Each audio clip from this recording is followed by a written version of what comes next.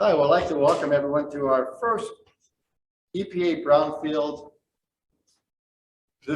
public participation to explain what we have going on in Fulton County. But by a little way of background, my name is Ron Peters. I'm with the Fulton County Center for Regional Growth. Last year, at the end of last year, we were awarded an EPA Brownfield assessment grant for $300,000 for Fulton County to go out and try to assess properties that we think might be suspect or have some kind of a pollution perspective there, but yet I think for the most part just to take the unknowns out of any sites that we think might be viable to follow through on to create an economic development opportunity. And most people think that brownfields are bad sites. We think that brownfields are completely great opportunities to create economic development generated within the county, within each municipalities. So that's why we do that, and that's been our tack from day one with all brownfield sites. We call them opportunity sites. It should be called, change the name on that. So let me get going. What we did, we received a $300,000 EPA Brownfields grant assessment. And what we did, we went out, we formed a committee of different folks throughout the county to get us as much input and as much participation that we could with our local municipalities to try to develop brownfield sites or sites that we would want to investigate for further economic development opportunities. So let me introduce Yukasa De Jesus. Yukasa is with EPA Region 2 Brownfields. She's our project officer. And I will get into, you can say a few words in a minute. We have Tom Sedgwick, who is not here tonight, but Mark Wright of Hrp Associates. They were the ones who we awarded the contract to assist us in going out and doing the phase 1s and phase 2s as they needed on any of our sites. We also have Gene Hammerin and Joel Greenland with Claire, Center for Creative Land Recycling. They're in the contract with HRP to assist us in the planning process and the public outreach participation. We also have Desiree Perham, our executive assistant. Desiree makes sure that everything is done the right way, keeps the glue of the operation together, lets us know what areas we need to increase our participation on, and make sure everything gets done the right way. But our, CRG, we were created by local government officials to try to spur economic development in Fulton County. We've always thought and we believe that creating initiatives to facilitate economic development in Fulton County is the way to go. So we do a lot of outreach with different programs. We have ourselves, we manage 3 loan programs, 3 grant programs. We are the folks that go out and try to attract businesses into Fulton County to grow and prosper and create opportunities for our residents. So let me introduce our project manager from EPA, Yukasa. Would you like to say a few words? Yes, of course. Yes, I'm one of the project officers from the Brownfields program, and I oversee a lot of the work that's being completed under the agreement with EPA. I approve all the sites that are submitted for site assessment under the program. I also review a lot of the quarterly reports, well, not a lot, but all of the quarterly reports, and I make sure that all the technical reports are reviewed and approved, and I also participate in this type of meeting, community meetings, to answer any questions, and thank you so much for having me here. Well, we're happy that you're here, and if you have any questions, I would hope that we'll be able to, provide answers to anyone asking any. But I want to say that EPA and Yukasa have been a real great group to work with. I mean, you have the best interests, our best interests at heart in trying to, get project up and running. I want to thank you for everything you're doing so far, and I want to continue our relationship and look forward to work with you in the future to, keep this process going, because our goal is that when this site assessment grant is complete, look for grants for phase 2s, phase 3s, and also look for another assessment grant to keep this process rolling, make it a continual process in Fulton County to, create as many opportunities as possible. I'd like to introduce Mark Wright from Hrp Associates. They're the contractors who go out and they do the phase 1s and the phase 2s after they're approved through EPA through Ocasa's office. Mark? Thank you, Ron. Yeah, so Hrp Associates is a environmental engineering and geology company. We're out of Clifton Park down near Albany. And we're working with Fulton County and a couple other municipalities in the Mohawk Valley on, getting these brownfield programs running, doing the site assessments, getting out there, looking at the sites and figuring out what the environmental challenges are that are getting in the way of redevelopment, and then coming up with plans to solve those issues. So that's kind of the basic gist of it. Beautiful. I'd like to introduce Gene Hemmering and Joelle Greenland from Sea Claire. They're on the contract with HRP to provide outreach services.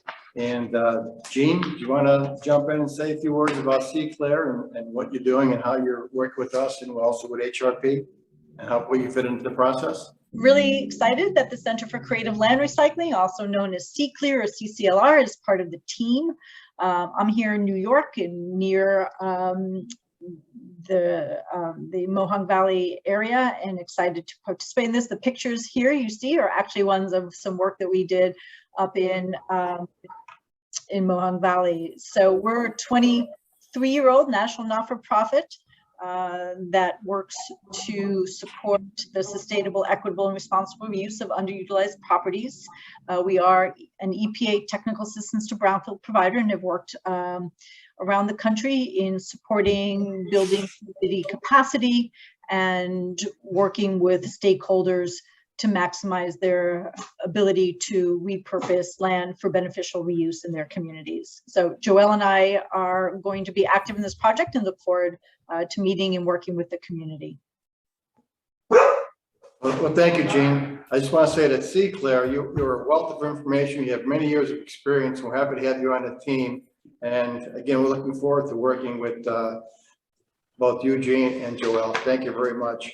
Let me talk a little bit about the Brownfield Task Force. What we did, we put together a group of individuals that we thought would best provide us with the most efficient way to get out there in the community.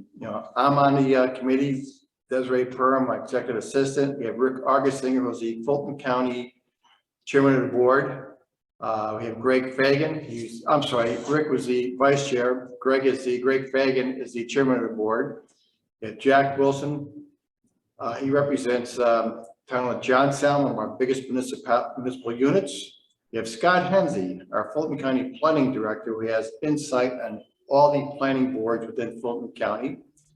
We have Tim Beckett. He's our chair. He's also COO of Townsend Leather, which is a major employer within Fulton County. And Travis Mitchell is our vice chair of CRG and is an engineer working heavily in Fulton County.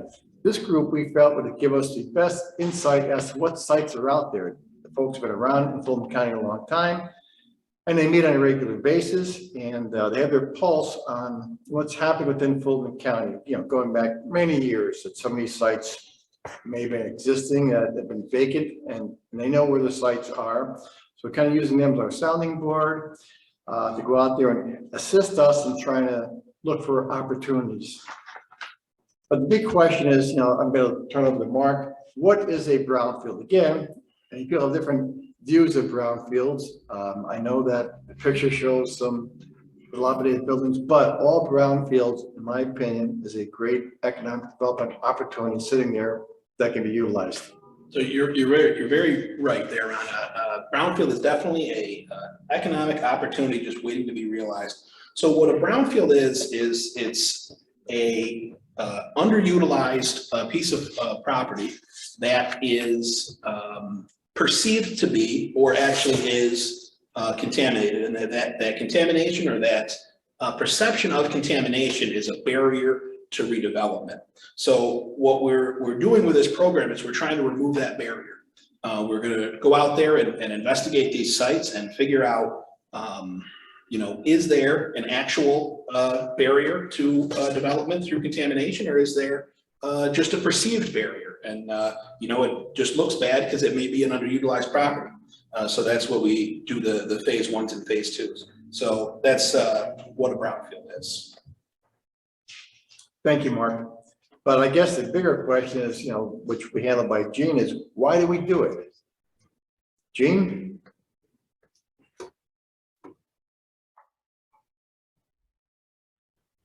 Yep, perhaps.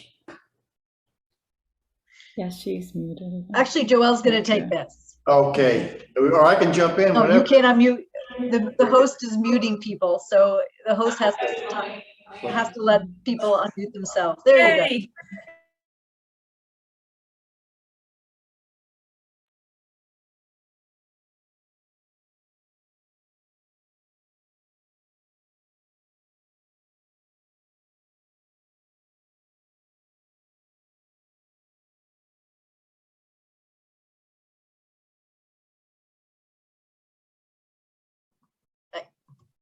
Okay.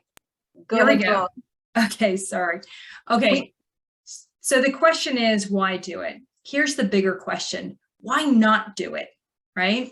Okay, so sure, these properties, is it somebody else's problem? Sure, did they create the problem? Yes. But the reality of brownfields is that they did come from an industrial type or just business as usual, gas stations, or even schools that have been closed, right? But these are opportunities, like Mark had said, right? It's development with an environmental twist, but they're very multidisciplinary. So they can allow for housing or public parks or space for, for people to enjoy recreational jobs. But the bigger thing is increasing the tax base, right? Because idle lands produce no taxes, right? So if you can find a second act, whether it's another manufacturing job or, other adaptive reuse of stuff, you can create jobs, you can create and increase a tax base, you can mitigate climate change, and most importantly, you actually have positive impacts on the environment, right? So this is what brownfields is about. It's not only helping economy, but it's also helping the environment first and foremost, right? Which is why the Environmental Protection Agency, US EPA, provides these fundings, and we are very grateful to US EPA for having this brownfield program, which started with the 2002 Brownfields law, which helps us to do this. So next slide. So challenges, right? Brownfields definitely have challenges. They are all these. I'm not going to read the slide, but most of the challenges deal with liability. And that's what the small, well, it's a big word, but the Brownfields law in 2002 helped to take away some of this liability with the Brownfields law, which basically said, if you can show, right, that you didn't contribute to the pollution, then you are a bona fide protected, prospective purchaser, right? Which then allowed people to go, oh, great. If we do these environmental site assessments, which is what Mark and Ron were talking about, the phase 1s, then it would show that we didn't contribute, right? And then after that, we can do some investigation, which is the phase 2s, to show what exactly we have. But that takes a lot of what sometimes people think is a lot of risk. So we try to work with folks to show that, we try to put out as much of the information out there so that the risk is lowered, the expense is understood, the regulations are understood, right?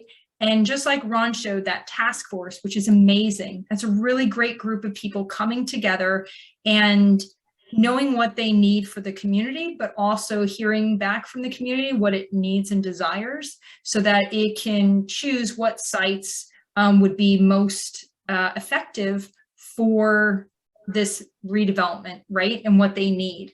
Attracting investment is definitely a huge challenge, but I think with the right reuse planning and knowing what those future plans are for the site really helps with attracting developers and showing what's, essentially what's in it for them, right? Developers want to make money and they want to make sure that it's a viable use.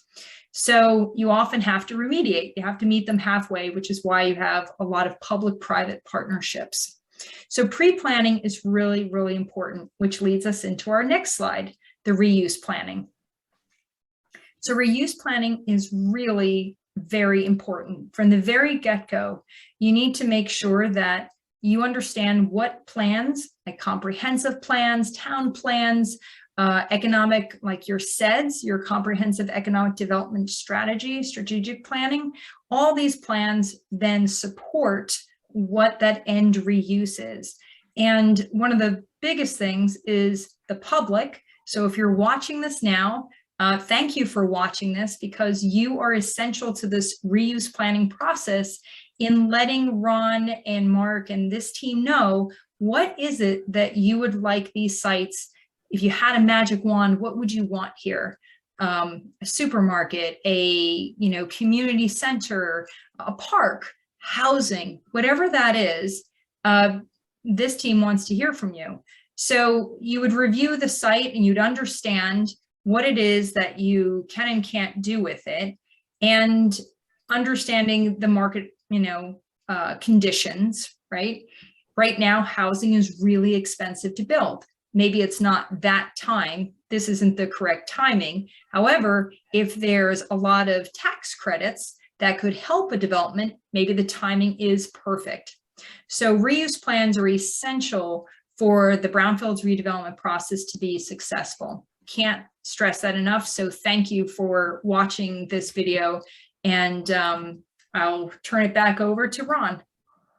Thank you, Joelle. It's like you said, it's a process.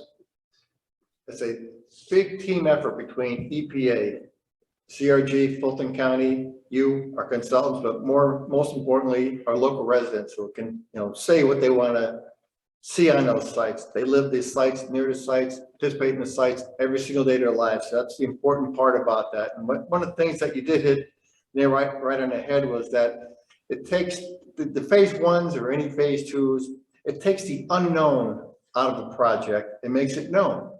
Might be cases where there's nothing at all wrong, in some cases where there might be some work that might be additionally needed on a particular site, but makes those unknowns known. And then when you have something that you know what you have on the site, you can effectively deal with those and make that happen.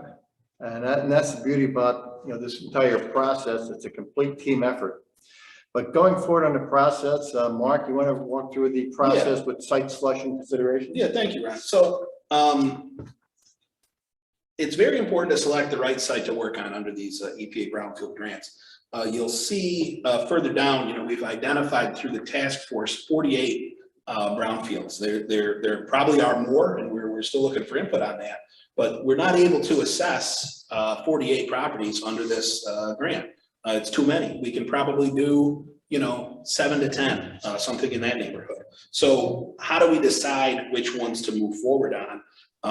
One thing we like to do is try to get a win. So we want to get an easy site, build momentum, show the results to the community, and show that we're making progress, and that'll get more people involved. So what is an easy site? For one, like Joel was saying before about the planning, if you have an end use in mind, that really helps to move a site forward in the process. It's an odd thing because it's a EPA assessment grant that we're working on, but the goal of the community is not to get these sites assessed, it's to get these sites redeveloped and used.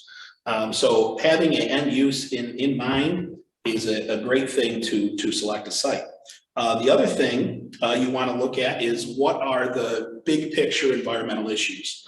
Some sites are going to have, just by their own nature, if it was a chemical manufacturer, it's likely to have more issues than a warehouse or a tannery. Even they don't really tend to have a ton of issues. You want to look at the building conditions. Is there a viable building there that can be reused? Potentially, a historic building that can be rehabbed, something like that. You also want to look at location. Economic potential, is there a road that can support trucking at the manufacturing site that you want to redevelop? Is there utilities that can handle a modern building? A lot of these brownfields were abandoned, back in the 50s, and the utility in those areas maybe aren't what they need to be for a modern use. So you figure that out through looking at some of the existing environmental data. There's a few publicly available databases out there that we'll dive into before we do the phase one, which is the full paper review. And then the other two more considerations are site ownership. If you have a publicly owned brownfield site, that's the easiest to work on, because you don't have to convince the owner to allow access. And you can get on the site, you can work with the community, and there is also, New York State and potentially EPA cleanup funding that could be available to help you with the remediation if it is necessary. Privately owned sites do have a couple of advantages too, though, that you can use New York State brownfield tax credit programs to make development there a lot more attractive. And finally, you want a site where you're doing this assessment process in line at the same time as you're doing this planning process, and you have to mesh in with existing town comprehensive plans and zoning plans and things like that, so that the end use is a viable use. Very good, Mark. Thank you. Thank you. Do you want to let everybody know what Sure. our actions to date have been? So- We've got quite a few of them. So to catch us up on what we've been doing since the grant was awarded in 2021. Fulton County Center for Regional Growth put together a RFP looking for a qualified environmental professional and various subcontractors to do community outreach and things like that. And they selected Hrp Associates and C-Clear. So once we were selected and brought on board, we worked with Ron and Desiree to create the Brownfield Task Force, met with the Brownfield Task Force, I think 3 or 4 times over the course of 2022 so far, and kind of went through this process with them about educating the people on the task force as to what's a good site, and brainstormed what sites are out there, what potential uses could be for some of these sites. And through that process and through the planning process for the county, we identified 48 sites that are on the task force list that are either abandoned, dilapidated, idle, vacant, underutilized properties that are in great locations in the various municipalities in Fulton County. So in addition to that, we're looking at county planning areas where the county has already identified a process of this is what we want to have developed here. Northville LWRP is one of those that I want to highlight, because we have some vacant brownfield type sites within that area. The other sites are less of they're more of a greenfield type of area. And we've started the process on 6 sites so far, where we are either completed or in the process of completing the phase 1 ESAs. And we're going to go next, and we're going to talk about these sites kind of as in a roundtable. Yeah. So if you can go one more. So this is our initial map, and it's a little tough to see, but the yellow dots are the identified brownfields that we've identified through the task force. And we are certainly looking for more input to see if there are some that we missed. It's almost certain that there are. So if you know of any underutilized properties that could use assessment, they have environmental, either perceived or real barriers to redevelopment, let us know. And now we'll get into the actual sites. Yeah, we're going to take this more as a roundtable discussion about the actual sites. Now, keeping in mind that these sites, we're not saying there's any contamination on them, but the basic reason for doing a phase 1 and pursuing these sites are that, like I said before, they could be really good economic development opportunities, and it's to take the unknowns out of potential sites. So our first one here was Carvel Leather in the city of Johnstown, the 4.6 acre parcel that had been vacant for a long time. And there's been some problems on the site. Couple of years ago, some kids broke in and they started knocking over barrels and things that were in the building, and DEC had to come in and do a cleanup on the property. But this is one site that we think has potential for development. You know, keeping in mind that it's a pretty solid building. Your older industrial buildings have a tendency to already have your infrastructure in place, such as your water, your sewer, and then we seem to have enough power that's been there for years and it's used as a manufacturing process. So this is going to be a phase one. Mark, do you want to add? Yeah, so we're working on the phase one right now. And there are some concerns with the kind of chemical constituents that were left behind when the Carville leather plant closed down. And you know, we're looking at the wastewater treatment plant and you know, some of the building materials. There's the potential for asbestos and things like that that we're assessing. So that's kind of the broad view of the potential issues at Carville leather. Overall, I don't want to get ahead of myself. I don't think it's going to be all that bad environmentally. It's probably looks worse than it is my initial suspicion. And this will take the unknowns out of the property. Right. This will put identify the problems and clearly define them, such as there are some. And that way we could effectively bring in a potential developer to get that site up and running again, get it back on the tax rolls, and hopefully create some decent jobs for the city of Johnstown. And we currently, I guess there is no future use identified. Not yet. But community input on that would be very valuable. And that'll be forthcoming. Next site is the Crosslands Industrial Park. That's a property on Route 30A. It's a vacant farmland. We currently have it under option, and our intent is to pursue that site as an industrial park. It's directly across the street from the current Johnstown Industrial Park, which for all intents and purposes is completely built out. We are in need of industrial parks. By doing a phase one on that site, it will take the unknowns out of it, just in case there's anything on the site. But we pursue with a phase one on that site, and we are pursuing that as a potential larger development site in Fulton County. Yeah, and we've completed the phase one on this site.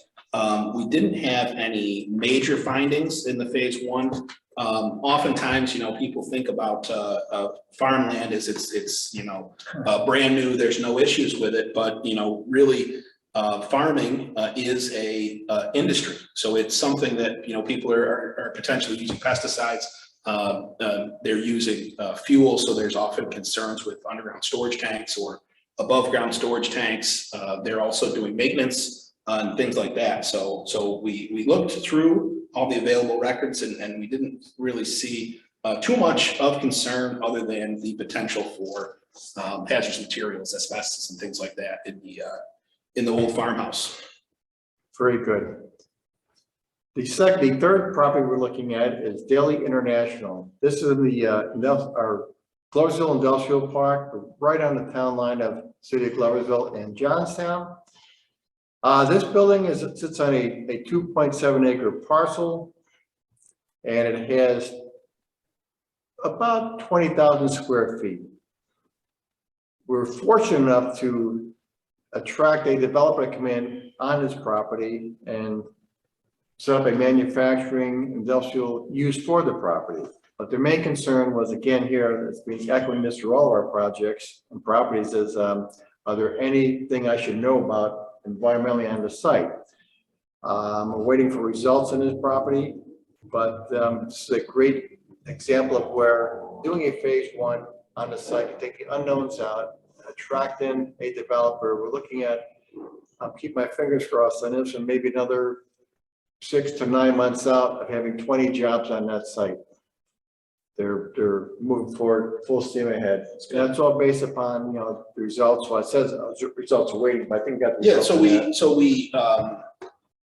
we did a phase one under the EPA grant, and then in order to fit the timeline that the developer was looking at, we did a limited phase two to look at some floor drains and things like that were identified during the phase one outside of the EPA process, which is a pretty good example kind of the public-private partnership that this grant can bring out. And we're waiting on the results of the phase 2. What we saw observationally, we didn't see any evidence of contamination, but the lab is a lot more sensitive than our noses and eyes. So we're waiting on the results to be able to say that definitively. Thank you. Mark and Ron, if I can just jump in. Sure, please. So just for the audience, so this grant, yes, it's awarded to Fulton. However, Ron and company, right, Mark? However, they're not just doing phase 1s, right, ESAs, just to do them. They are identifying sites, and like Ron was saying, with this one, with the Daily International, there was a developer. And so the phase 1 is done on behalf of a developer. So they go, great, somebody else is going to foot the bill for the phase 1.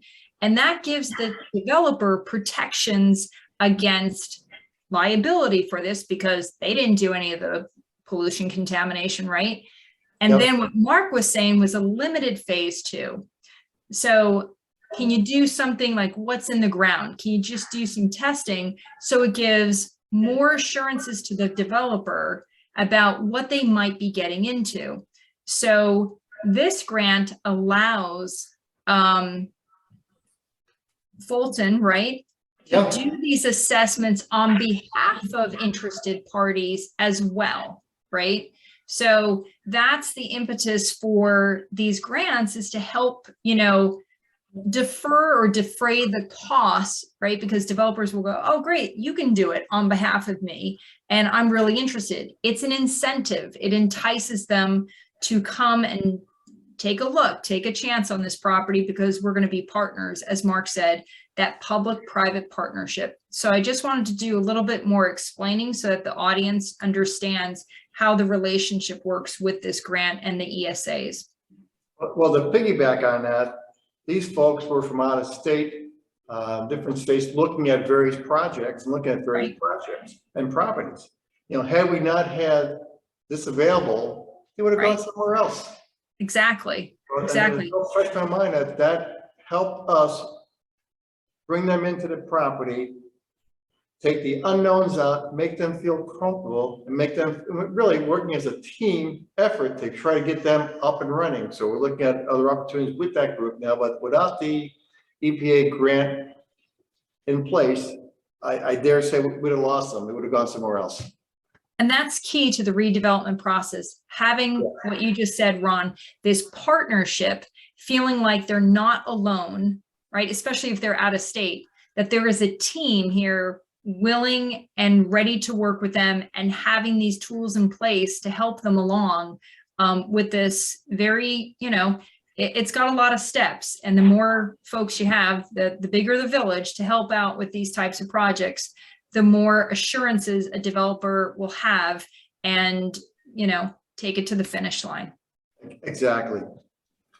Thank you. You're moving along on to the other one was Fashion Tannery. That had been a property in the town of Johnstown that had been vacant for a long, long time, to the point where the county had taken off the tax rolls and sat there vacant.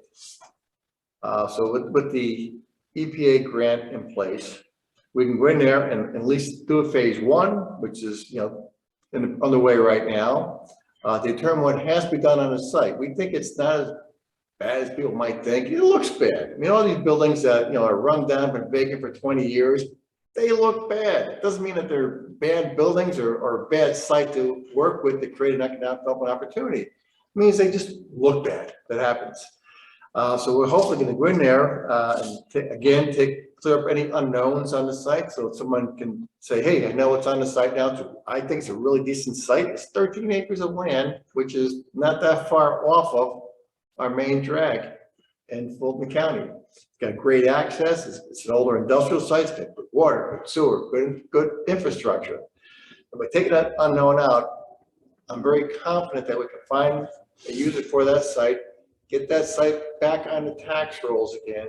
It'd be a win-win for everyone. Jobs, probably back on the tax rolls, and cleaning up an eyesore. So that's our goal with the fashion tannery, and it's going pretty well.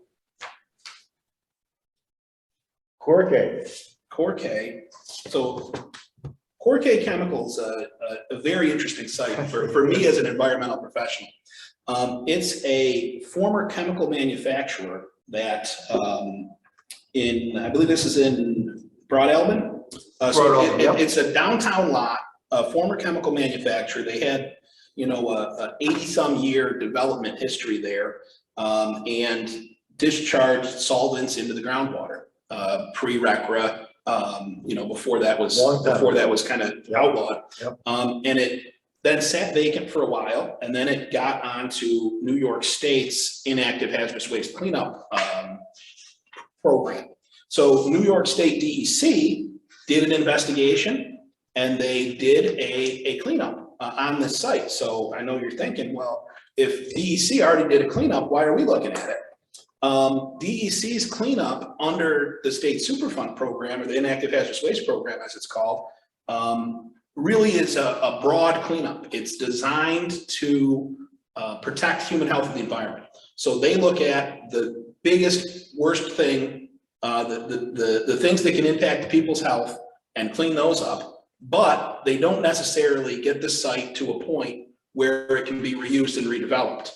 Typically what they'll do is they'll get the groundwater under control, and they will put a cap on the site so that people can't access the contamination. Now, that's not going to help you out if you want to build something there, because you're going to have to break through that cap. You're going to have to deal with the contamination. So we took a look at this site with a phase one. Basically, we now have a good understanding of what the barriers would be if a future use is identified. So we're really looking for, you know, input on planning on this. It's a great lot right in the middle of downtown Broad Elbin, and you know, if we can identify a good potential future use, Yep. we can take those now knowns that we have about the environmental conditions and develop a remediation plan that'll bring this property from being a vacant lot back into use. And I've been in contact with the mayor many times on this site, the mayor of Broad Elbin, and he's anxious to get it up and running on the tax rolls. We've been approached by a couple of groups that looking at potentially do a development on the site. Once we get to the next stage on that. And the mayor is excited about working with us on making this property a reusable site again, as opposed to just a vacant lot that people park their cars on. So I think we've got a lot of good things can happen on this site once we get to the next step. Yeah, definitely. It's got potential. Yeah. Next property we're looking at is the Skip Service Station. This was a former gas station in Northville. It had a fire. It burnt down. It's an attractive site, a small site, but it's an attractive site right on the main drag. There's been several folks have approached the owner in the past about buying the property and doing a store, some kind of use on the site, but they've always been extremely worried about anything that might be in the ground or associated with the former use of the property being a gas station, auto service station. So that was a major concern. It probably happened in 2019. So it's, you know, it's been going on 4 years now since they've had the fire. Leveled, another eyesore, but this has a great potential for reuse in Northville. Northville, you know, it's like the shining star right now of Fulton County. It's our northernmost region. It has access to the Sacandaga Lake. It has a real pretty downtown, very walkable. This site has a lot of potential as an economic development generator for Northville. So we're pretty excited about work with the owner who wants to work with us to take it to the next level to see what we can do to get that property developed into another use. Yep. So that's, and that one, we're just wrapping up the phase one right now. And, you know, there certainly are a few concerns about the former gas station use, but what we found is there are several reports that DEC had years ago where portions of the site were actually already cleaned up. So it's better than we expected. You know, like with most properties, not these particularly, but we always get the, you know, feedback. Wow, I don't want you looking at our site because anything's found on the site, I'm liable for it. But we always say, no, let's work as a team. Let's make it happen. Whether you own a site, whether you clean up or no one's on the site, it's still gonna be your responsibility. If we work together as a team, we can help minimize any kind of expenses that might be on your end to get that property cleaned up. Because right now, there's a lot of EPA money out there, and New York State's a great partner as well too. We also have other economic development sources of grant money to get sites up and running from an economic development perspective. So we always tell anybody, say, look, the best thing to do is just let's come clean. Let's figure out, identify what's on the site, and let's take it to the next level as a team approach. And so far, I've been working in most cases, but there's still a few skeptics out there. But I think we're making great progress with that. I guess that brings us to our next actions, and I'm going to let Jean. I think you're going to cover this as well. Just all about creating a public involvement plan.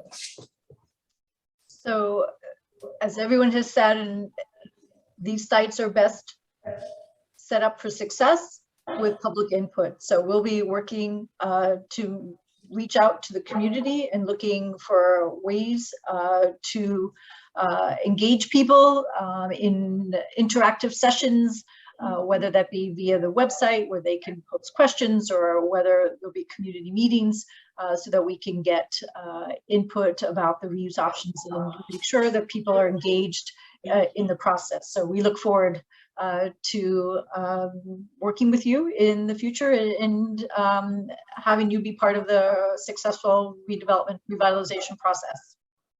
Yeah, we're pretty excited too about developing reuse plans for the site, getting it out there for public participation. We get the access. We have our sites on our website, so mapping them out so people can have a full understanding of where we're going with the program and how it can help them in their daily lives and how we can make a better place. I mean, cleaning up sites, taking unknowns of the sites, good for everybody.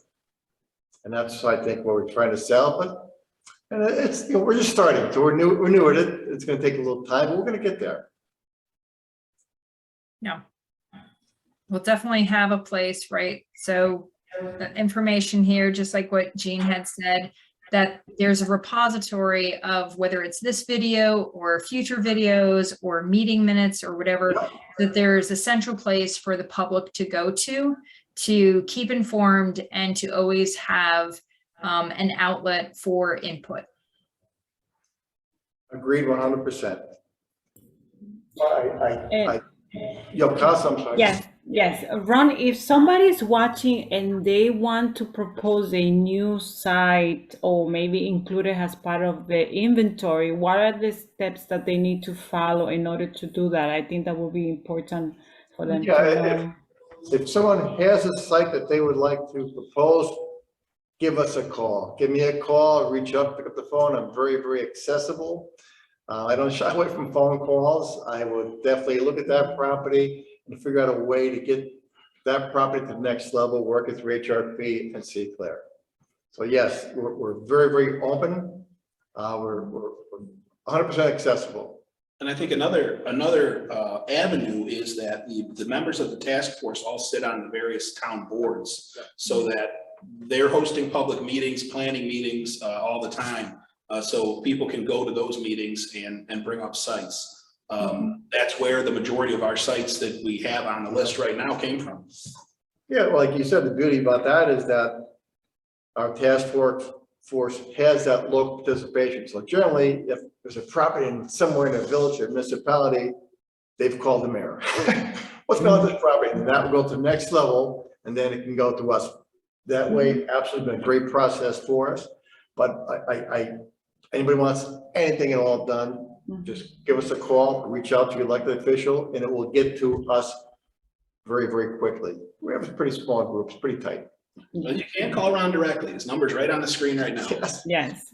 And like you mentioned at the beginning, there's not really a limit on how many sites you guys can include in the program, because even if you cannot do all the site assessment with these fundings that you guys receive, there will be, because I'm assuming that you guys are going to keep applying for additional funding, so those sites will be able to get addressed at some point.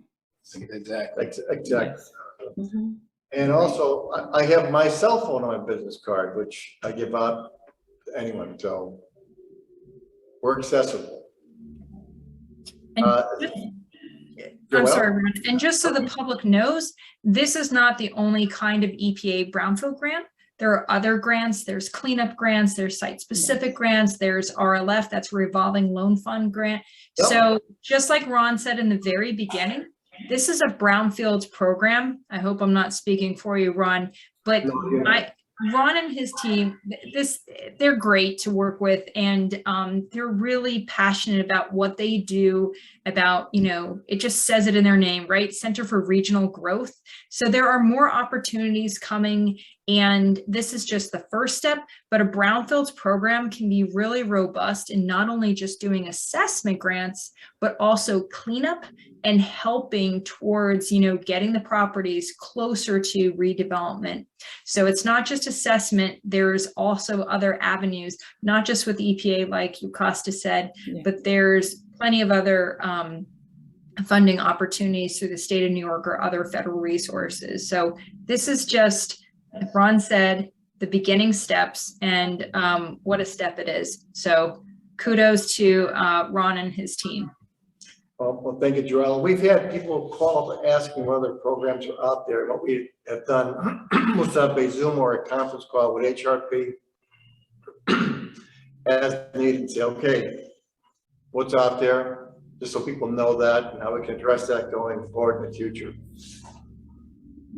And especially now with the Brownfields program that's going to be receiving $1.3 billion under the new infrastructure bill, there's going to be many opportunities, not only for you guys to apply for additional funding, but other organizations that are eligible and wants to apply. There will be plenty of opportunities. And if anybody would like to know more about our program, they can visit our webpage, www.epa/brownfields, and they can learn a lot more about the funding opportunities that we having right now, and also with the infrastructure bill that is actually going to be taking a lot of the funding that we're going to be receiving are going to be put onto our next application, and those applications are expected to be published in September of this year. Well, that's great. That's great to know. Yep, you have a lot of resources. You have financing available, money available, grants available, and that's all good stuff for economic developers like us. And thank you. Jean, Joelle, any comments you want to jump in? Parting comments? Kind of wrap it up. Okay. Well, I think we're all set. I want to thank everyone for participating. Yokasa, it's always a pleasure to work with you. Yeah, likewise. On your assistance. You're great to work with, and we have a lot of respect for what you do, and we want to just keep it going forward. We have a lot of opportunities out there, and I like our partnership. It's working out really well. Thank you very much. You guys are doing a great job for being a first-time grantee. You guys are doing an excellent job. Jean and Joelle, thank you. Thanks, C. Claire. You're a great partner of ours, and we look forward to work with you. And we'll get our public plan out there, and we'll just keep it rolling. And HRP, Mark, Tom Sedgwick are a good team to work with. I mean, we've got everything here. We have synergy, we have the knowledge, we have the financing, we have the opportunity to go forward. So thank you all for attending. Sure. Thank you, guys. You have a good evening. Good night. Bye.